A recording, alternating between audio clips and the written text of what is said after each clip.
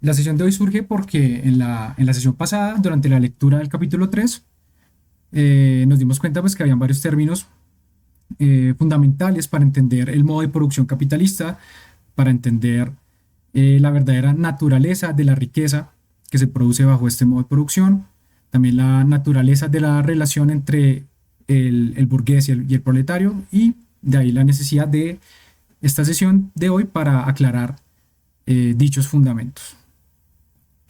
Entonces, ¿cómo quedamos? Pues el que tenga una duda, por favor, pues levante la mano y vamos a ir resolviéndolas. Hola, buenas noches. Mi duda es con la idea de mercancía. Porque no entiendo muy bien por qué la idea de mercancía no, como la conocemos, no existía en modos de producción anterior al capitalismo. O sea, entiendo que está como compuesta por los tres tipos de valor, pero no sé si es porque hay algún tipo de valor que no existía antes y hoy sí existe. Vale, listo. Entonces, efectivamente, mercado ha existido antes del capitalismo, ¿no? Lo que pasa es que, digamos, el enfoque que se le da cuando se dice que es propio del modo de producción capitalista, el enfoque que se da es que en esos mercados anteriores al capitalismo, lo que se transaba, lo que se intercambiaba, lo que se mercadeaba era bienes y servicios, ¿sí? La, la mercancía, en el análisis que hace Marx, se vuelve es la unidad básica para, para manifestar valor, realmente.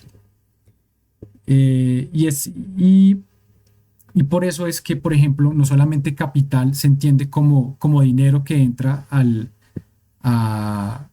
proceso de producción, que se revaloriza, sino que también capital serían justamente bienes y servicios que cumplen esa misma función de revalorización del valor. ¿Vale? Entonces, esa revalorización del valor es lo que es particular del modo de producción capitalista. Es lo que no había antes. Y es en ese sentido que esos bienes y servicios se convierten en mercancías en el modo de producción capitalista. ¿Vale? Y ya que estamos hablando de eso, la realización de la mercancía como tal ocurre solo en la venta, en su consumo, que usualmente es la venta, se entiende, digamos, que como sinónimos, ¿no? Venta y consumo en las relaciones de producción hace referencia a lo mismo. Y es en ese momento únicamente cuando se realiza la mercancía como tal. No sé si esto contesta la duda. Es como sí, por la revalorización del valor, entonces, pero sería del valor en general, ¿cierto? Porque habían como tres tipos de valor. Lo que se está revalorizando es lo que llaman así valor a secas. No, pues no como valor de uso, valor de cambio, no, sino solo el valor. O sea, para complementar un poco la respuesta de Daniel, mercancías pues siempre han existido, o sea, en otros modos de producción. O sea, en términos marxistas, las mercancías son bienes producidos para el intercambio, son bienes producidos para el intercambio, pues, y tienen la cualidad de tener el valor de uso, valor de cambio, y, pues el valor, ¿no? Pero pues no es que se hayan inventado en el capitalismo, solo que en el capitalismo se transforman las mercancías, pero siempre han existido modo, por ejemplo, en el feudalismo, en el esclavismo, en el mismo mercantilismo, ¿no? Ahí el mismo nombre lo dice, mercantilismo, de mercancías. Lo que pasa es que el modo de producción convierte la mercancía en el eje central de la economía. Esa es la diferencia. La mercancía en el capitalismo es el eje central, porque en las sociedades precapitalistas o en otros modos de producción precapitalistas o posiblemente postcapitalistas, las mercancías eran más bien una actividad secundaria. O sea, la producción de las mercancías estaba más relacionado con el consumo, por la subsistencia, más que por el mercado. Antes, por ejemplo, los campesinos producían principalmente para comer, ¿no? Para satisfacer sus necesidades, por ejemplo, y solo el excedente era llevado al mercado como mercancía. En el modo de producción, en el feudalismo que tiene tan mala fama, la producción de los campesinos no era necesariamente para las mercancías, sino era para su propia subsistencia. Ellos trabajaban para sobrevivir y le daban una parte de lo que ellos producían, un tributo al señor feudal. En el modo de producción feudalista, un campesino medieval del feudalismo descansaba aproximadamente 5 meses al año. Eso para no irse de espaldas, ¿no? Pensando que ahora con todo el avance tecnológico que hay, con toda la modernización que hay, y trabajamos el doble, el triple, ¿no? De lo que trabajaba un campesino medieval. Claro que ellos tenían desventajas en las cuestiones, porque no falta el que dice, no, pero ahora tenemos más salud, más tecnología. Y sí, claro, las tenemos, pero lo absurdo es que teniendo más tecnología, trabajemos más. ¿Por qué? Porque por la misma naturaleza del modo de producción, ¿no? Porque los campesinos trabajan era para satisfacer sus necesidades y no para el mercado. Entonces las relaciones económicas no estaban mediadas por el mercado. Las relaciones eran de tipo personal, de dependencia o de tributo, ¿no? Se daba una parte de lo que se tributaba. De hecho, eso lo dice hasta Escotado en Los enemigos del comercio. Era así un ejemplo, hasta él lo reconoce, que se trabajaba mucho menos en la Edad Media. Pero lo que pasa es que en el capitalismo la mercancía se convierte en el núcleo del sistema económico, donde toda la producción se realiza precisamente para el mercado y no necesariamente para el consumo. O sea, ahora lo que se produce es para que vaya al mercado y no necesariamente para que vaya al consumo personal o para el consumo de mi comunidad, de mi familia, de mi aldea, de mi pueblo, de lo que sea, lo que fuera. Entonces el intercambio mercantil de estas mercancías ya no es marginal, que lo que excede de mi producción voy y lo cambio con otro, lo vendo, sino que ahora es generalizado, y la fuerza misma de trabajo se convierte también en una mercancía. Entonces los trabajadores venden su fuerza de trabajo, como bien lo dice Marx, a cambio de un salario ahí y el dinero, que es otra mercancía. Entonces ahí es un intercambio de mercancías ahí. Yo vendo mi fuerza de trabajo a cambio como mercancía, a cambio de otra mercancía, que es el dinero. Eso en el modo de producción feudal o en otros modos de producción no pasaba. Un campesino medieval no vendía su fuerza de trabajo, sino que se le daba una tierra, su señor feudal le daba una tierra y el campesino trabajaba esa tierra y solo tenía que dar un tributo anual, creo que era, a cambio de permitirle por estar ahí. Entonces, ahora es el mercado el que regula estas relaciones sociales y económicas.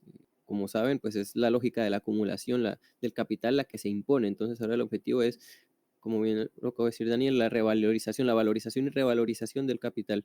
Tengo la duda con respecto, o sea, ahí me queda más claro. De hecho, me ayuda a entender cómo, o sea, no quiero traer conceptos de que usa Rusarín, pero en el sentido de meta, es que el nombre es muy feo, de metamo de producción, en ese sentido, pues ya se veían rasgos de capitalismo antes del capitalismo, ¿no? Entonces, por eso, o sea, no es que dado a inicios del siglo XIX empieza el capitalismo, no, no. O sea, ya tiene sus rastros. Y, por ejemplo, el terrateniente o el señor feudal, aunque tuviera sus plebeyos generando, entre comillas, o bueno, no entre comillas, generando valor, mercancías, que pueda servir para esa parte de su terreno, para esas personas, también lo iba a vender a mercados, ¿no? Como tal cual dice.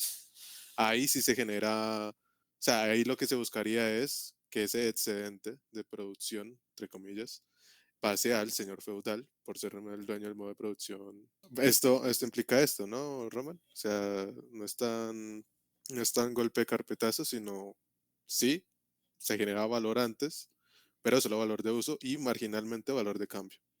Por ahí lo estoy entendiendo yo. Igual lo estoy entendiendo mal.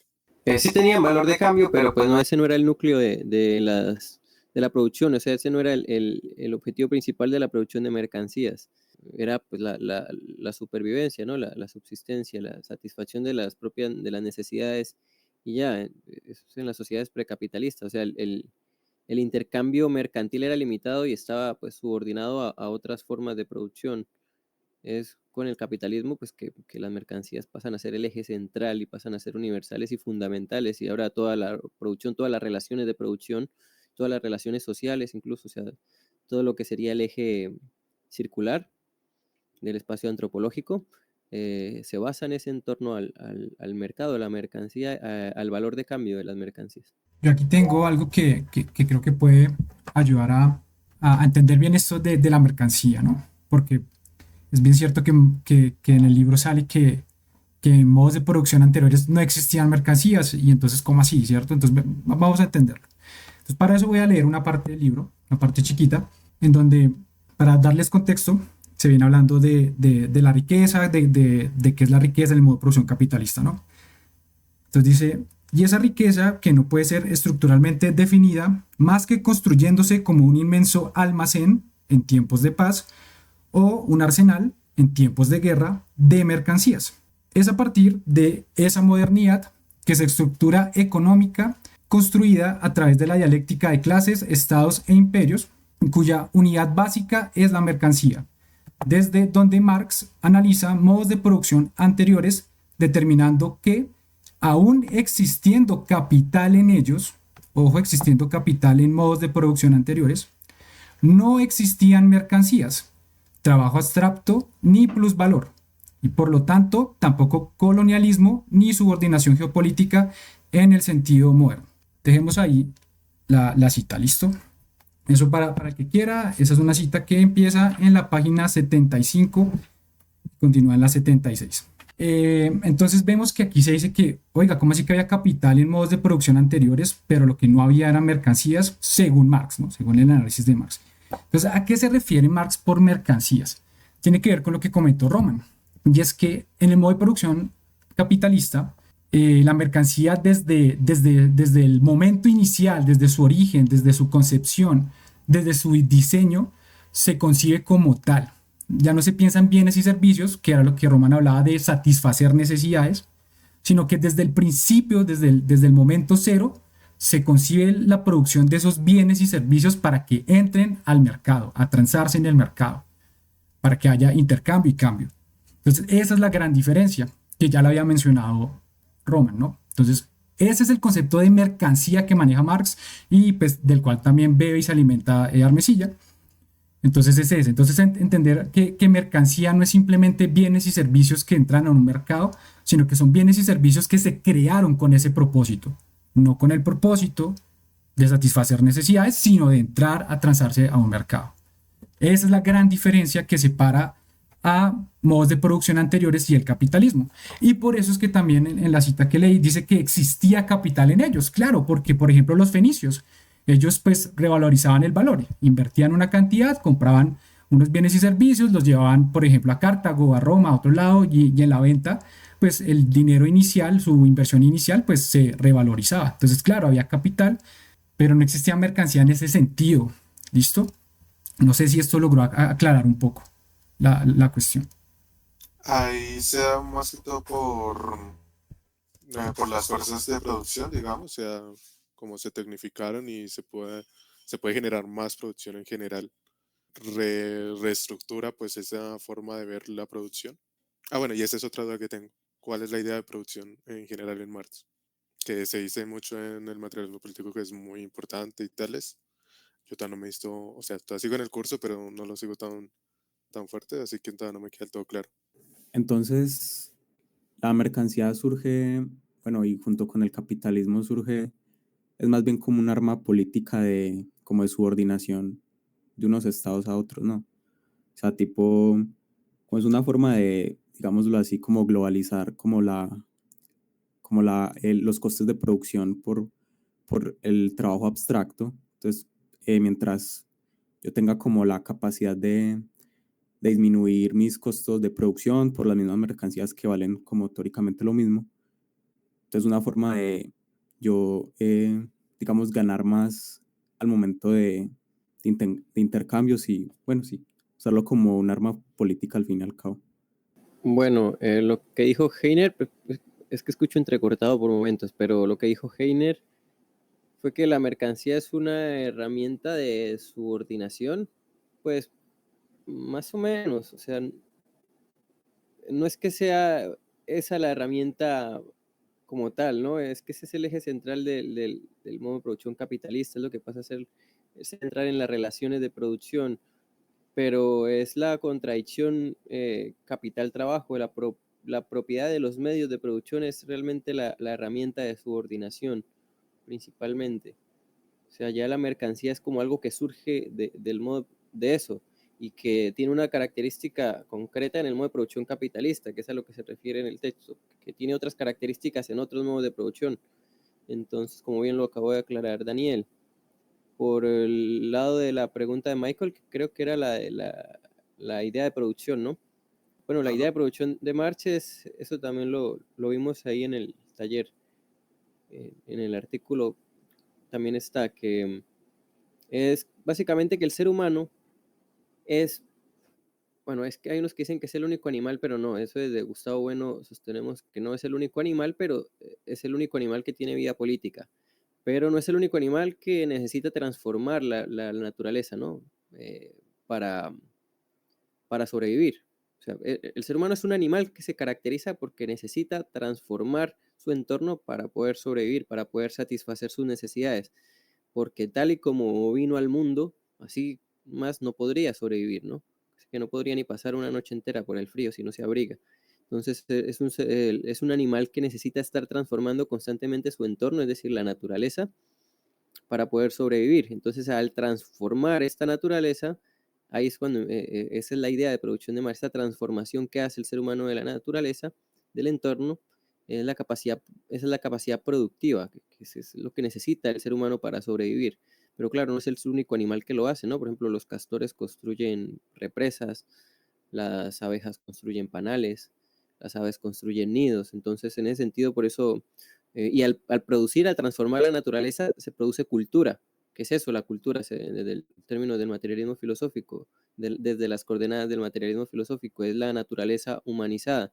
Entonces, por eso Gustavo Bueno dice que los animales también producen su propia cultura. Pero entonces la idea de producción es eso.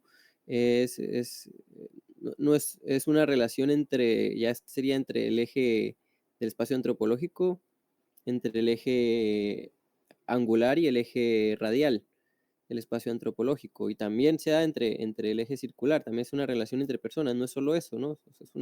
La idea de producción es un conjunto que consta de eso, de la relación del ser humano con todo lo demás, su entorno, que se deja claro en el espacio antropológico, que por si hay que recordarlo, recuerdo, en el eje circular está la relación entre los seres humanos con los demás seres humanos, en el eje radial está la relación de los seres humanos con los animales y la materia orgánica, la materia viva, la materia biológica, las plantas, y en el eje angular está la relación de los seres humanos con todo lo demás, con la materia inorgánica, es decir, con las piedras, con el agua, con toda la demás materia, y además también ahí estaría la relación de los seres humanos con los dioses, que no existen, pero pues si existe cómo se relaciona una persona con la idea de Dios, ¿no? Y también estarían ahí en ese eje angular si llegasen a existir extraterrestres. Si llegase a descubrir la vida en otro planeta o la existencia de seres extraterrestres, estarían en ese eje. Entonces, al ser humano, bueno, para no salirme de lo que estábamos hablando, esas son las relaciones de producción. Las relaciones de producción son la relación entre los seres humanos. Y la relación de los seres humanos con los medios de producción es el eje angular y el eje radial. Entonces eso es la producción, cómo se transforma y cómo se organiza la sociedad, las sociedades humanas para producir, ¿no? Entonces ahí es como se determina, cuando se determina quién es el dueño de la tierra, de las herramientas, de la maquinaria, de cómo se utiliza la tierra, cómo se utilizan las herramientas, la maquinaria, cómo se distribuyen estos productos. Entonces eso es lo que se llama la estructura o la infraestructura, la base, y la superestructura es lo que se construye sobre eso. Entonces, por eso la idea de producción es central en Marx. Según Gustavo Bueno, es la idea más importante de Marx, la idea de producción, porque es el que mejor logra explicitar o dejar explícita cómo es esto, es esta realidad, ¿no? Que el ser humano pues necesita estar transformando constantemente. Si ustedes miran todo lo que tienen alrededor, absolutamente miren al frente, miren abajo, miren a su derecha, miren a su izquierda, todo lo que ven van a ver que está producido por seres humanos, todo.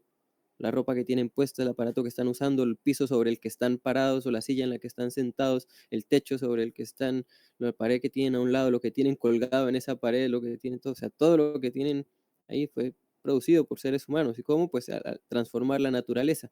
Eso es la producción, todo eso es producir. Quedó bastante claro, ¿eh? Sí, sí, sí. ahí, bueno, voy a esperar si alguien más tiene, bueno, pues si alguien más tiene dudas, le dice después de mí, qué pena. Ahí leyendo en temas de valor, de la sustancia de valor, hasta donde yo entendí, hacía mucho, o yo lo leí más que todo, en equipararlo con que la sustancia de valor es el mismo trabajo abstracto y el mismo trabajo abstracto es el tiempo socialmente necesario para crear una mercancía, ¿no? O sea, esta equivalencia, estas tres equivalencias son verdaderas o lo estoy entendiendo mal. Es que me da esa sensación cada vez que lo leo. Vale, están relacionados, pero no son exactamente lo mismo. O sea, hay unas que sí es la equivalencia directa, que sería la equivalencia entre sustancia del valor y tiempo social de trabajo necesario. Ahí sí hay una equivalencia directa. Trabajo abstracto. Entonces aquí la cuestión se vuelve el trabajo abstracto, ¿no? Entonces, ¿qué pasa? Que es que el tiempo socialmente necesario de trabajo necesario para la producción de una mercancía, justamente lo que es una unidad medida de trabajo abstracto, ¿sí? Es como se mide la cantidad de trabajo abstracto que hay infundida en una mercancía. ¿Listo? Entonces, esa sería como la diferencia. No sé si ya esto es suficiente para entenderlo. Si quieres, Michael, que defina trabajo abstracto o algo así. No sé, me quedó claro. O alguien más, porque pues, listo, a Michael le quedó claro, pero si alguien más no... A mí todavía me sigue quedando con un poco lo de porque antes no había trabajo abstracto, o sea, porque no se podían como, no sé si es porque no se podían medir bien los costos de producción, no me queda muy claro esa parte. Ahí que me interrumpo la respuesta. Yo creo que sí. Antes de definir qué sería, o sea, qué sería lo que realmente cambia de anteriores, qué se mantiene y qué realmente cambia de anteriores modos de producción. Creo que es realmente la duda, ¿no? Porque yo diría que el trabajo abstracto se mantiene, solo que no de la misma manera que enfocado a mercancías, ¿no? O sea, todo se mantendría excepto algunas cosas, ¿no, Daniel, Román? Vale, el trabajo abstracto, claro, es que, claro, como ese concepto que lo origina Marx, Marx dice que no habría trabajo abstracto en modos de producciones anteriores, no tanto como porque materialmente no los hubiera, sino porque formalmente no lo había. Por ejemplo, recuerdo cuando Marx cita, creo que es en El Capital o en Trabajo Asalariado, no cita, perdón, sino que habla sobre Aristóteles y su concepción justamente de lo que le daba el valor a las mercancías, o bueno, a los bienes y servicios. Entonces, claro, en la mentalidad de Aristóteles, en la concepción de Aristóteles, no existía el trabajo abstracto porque para Aristóteles el trabajo, pues, si bien estaba ligado a los hombres, como los hombres no eran iguales, pues los trabajos no eran iguales. Era distinto el trabajo de un esclavo al trabajo de un hombre libre. Entonces Marx criticaba justamente esa concepción de Aristóteles y defendía que era justamente lo que le impedía a Aristóteles dar en el clavo de la esencia real del valor. Entonces él decía, no, lo que permite transar diferentes mercancías que sean equiparables unas a otras, que tantos gramos de paja sean igual a tantos gramos de trigo, bueno, ¿cierto? Entonces esa posibilidad de igualar cantidades de mercancías radicaba en que tenían algo en común, que era justamente ese trabajo abstracto, ¿sí? Que es trabajo humano. ¿Y por qué es abstracto? Porque es un trabajo que es despojado de todas las particularidades. ¿Y para qué se hace eso? Justamente para igualarlo, ¿cierto? Lo que no puede hacer Aristóteles, de igualar los trabajos. Entonces, Marx lo consigue así. Entonces, elimina todas las determinaciones y deja ese trabajo abstracto en donde ya no importa si era el trabajo de un panadero y el de un carpintero, o si siendo dos carpinteros, uno era más, ¿cómo decirlo?, más productivo que el otro, ¿sí? Tenía más, tenía más habilidades que el otro. Entonces, aunque fueran dos carpinteros, su trabajo era distinto. Entonces, todas esas determinaciones las quitamos y queda el trabajo en abstracto. ¿Para qué? ¿Con qué objetivo? Justamente para poder determinar de la misma manera un valor abstracto, ¿cierto? Que es justamente lo que nosotros digamos, hemos desde el materialismo político dicho que es la dimensión DU3 de la mercancía, ¿cierto? Entonces sabemos que DU1 pues sería valor de uso, DU2 valor de cambio y DU3 ese valor abstracto, ¿listo? Entonces ese valor abstracto, claro, pues sale del trabajo en abstracto. Ese valor abstracto es lo que me permite a mí, nuevamente, ahí lo importante es el intercambio de mercancías, ¿cierto? Porque dependiendo del valor de una mercancía, yo sé cuántas unidades de otra mercancía, incluido el dinero, necesito para adquirirlo, para intercambiarlo. Entonces, por eso también es que de ahí de ese trabajo abstracto es que sale el tiempo social necesario de trabajo para producir mercancías, que es justamente una medida de cuánto trabajo abstracto se infundió en una mercancía, y es ese trabajo abstracto, precisamente como trabajo humano igualado, el que determina el valor de una mercancía, y por eso es que también lo conocemos como la sustancia del valor. Dale, Romano. Bueno, vale, yo agregaría eso, que eso del trabajo abstracto es porque eso es siguiendo a Hegel. O sea, usando el mismo método de Hegel que Marx transforma y le da la vuelta, es porque también existe trabajo concreto. Para Hegel todos los objetos tienen una dialéctica, ¿no? Todo lo que vean, todo lo que puedan tocar, observar, todas las ideas, toda la realidad tiene implícitamente una dialéctica, y en el caso de los objetos sería esa dialéctica entre lo concreto y lo abstracto. Yo ya creo que lo hablé de eso brevemente el taller pasado. Entonces también existe el trabajo concreto, que es precisamente pues es el trabajo que produce bienes específicos con propiedades útiles. Es el trabajo físico, material que hace una persona. Por ejemplo, cuando el carpintero está trabajando ahí en su taller, ¿no? El panadero ahí en su panadería con sus hornos, pues ese es el trabajo concreto. Pero el trabajo abstracto, ¿qué es? Como ya viene, dijo Daniel, que es lo que determina el valor de las mercancías, pues que el trabajo abstracto, lo que pasa es que Marx se dio cuenta de algo, de que las mercancías, cuando uno las observa, o sea, son objetos llenos de sutilezas, que tienen detrás de ellas un montón de cosas. O sea, que la mercancía a primera vista se nos aparece como un objeto trivial, como que no pareciera, uno no da cuenta de todo el trabajo que hay detrás de ella, de todo el proceso productivo que hay detrás de la producción de esa mercancía. Entonces uno ve, no sé, una manzana, una mandarina le llega a las manos y ya, un celular, una camisa. Pues, la gente como que no suele pensar en eso, ¿no? Todo lo que hay detrás del proceso productivo para la elaboración pues de esa camisa. Entonces, todo ese proceso productivo que hay detrás es a lo que se refiere con el trabajo abstracto, pero el trabajo abstracto es siempre social, cuando se refiere, no es trabajo concreto como el de un panadero concreto trabajando en su panadería, o el herrero trabajando ahí en su taller, el carpintero ahí trabajando en su taller, sino es social, es el trabajo, por eso habla del tiempo socialmente necesario para la producción de mercancías, ese es el trabajo abstracto. Tiene que ver con todo esto, ¿no? La cantidad de tiempo, energía, los medios, como se producen esos bienes, esas mercancías, independientemente de la naturaleza específica de cada trabajo, ¿no? Independientemente de las técnicas que use el carpintero como tal, de un carpintero como tal, sino en su conjunto en una sociedad política, lo que se tarda una sociedad en producir. Por eso los que no entienden la teoría del valor del trabajo suelen reducir eso, ¿no? Dicen, no, si yo me tardo 10 años pintando una obra, eso no va a valer más. No, pero es que el trabajo abstracto es el tiempo socialmente necesario, no el tiempo individualmente necesario, personalmente necesario para elaborar esa mercancía. Entonces a eso se refiere, y bueno, ya lo demás lo dijo Daniel, ¿no? Que es lo fundamental para determinar el valor en las mercancías en el modo de producción capitalista. Y bueno, no voy a repetir lo que ya dijo Daniel, que lo dejó bien claro también. ¿Podrían ejemplificar un poquito más esa cuestión del tiempo individual y el tiempo social? No me queda como muy claro.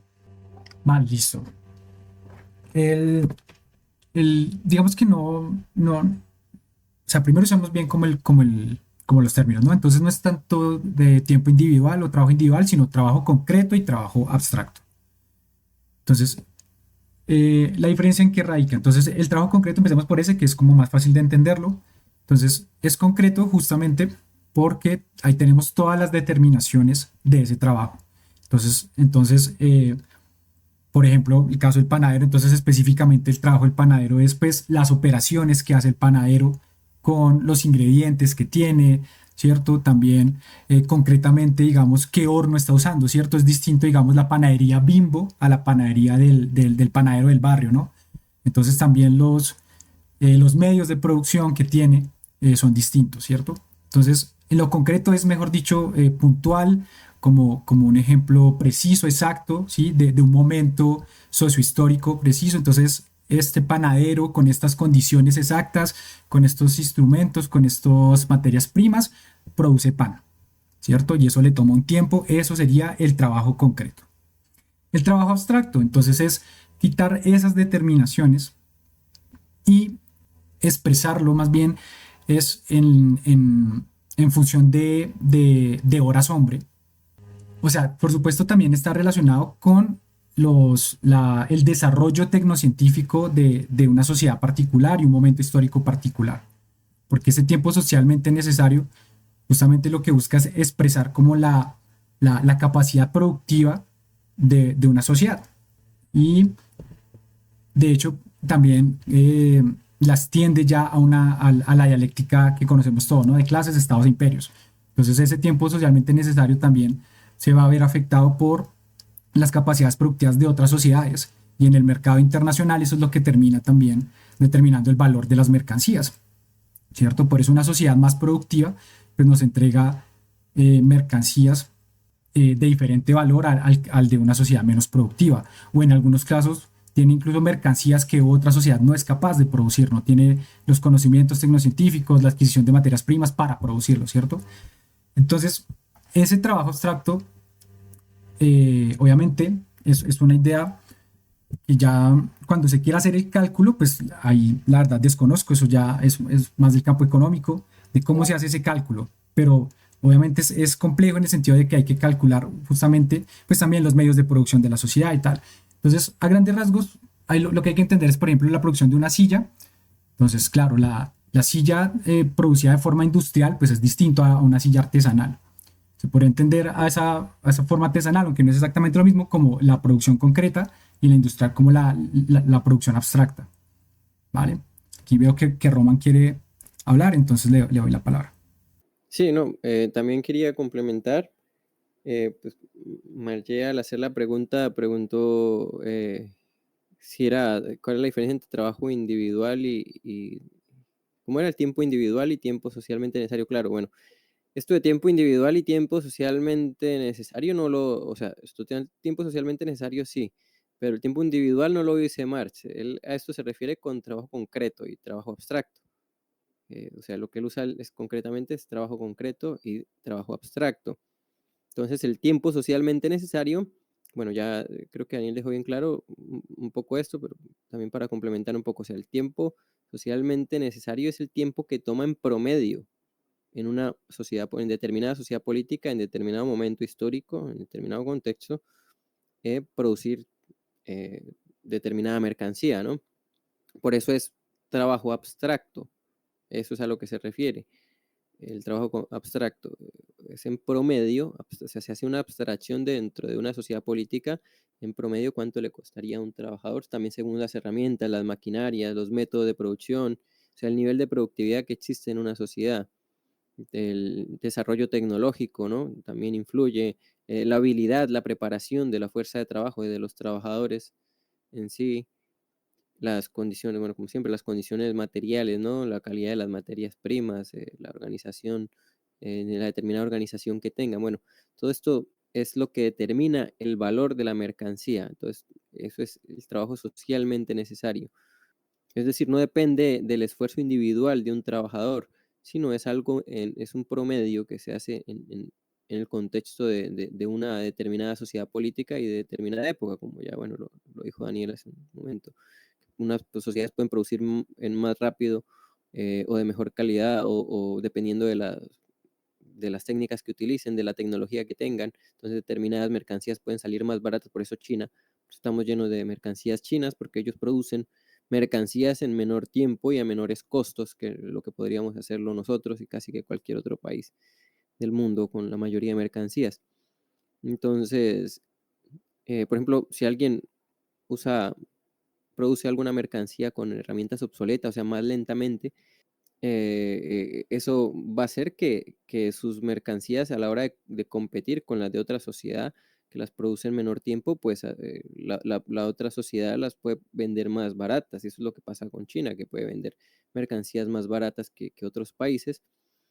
Y por eso bueno, por ejemplo, hablando del contexto actual, Trump le quiere imponer aranceles a las mercancías chinas porque los puede producir en menor tiempo y con menores costos, eh, como sociedad política, ¿no? Que muchos, los autos o que celulares o que muchos productos estadounidenses. Entonces, eso hace que se reduzca el tiempo de trabajo y reduzcan los precios también, ¿no? Por el promedio de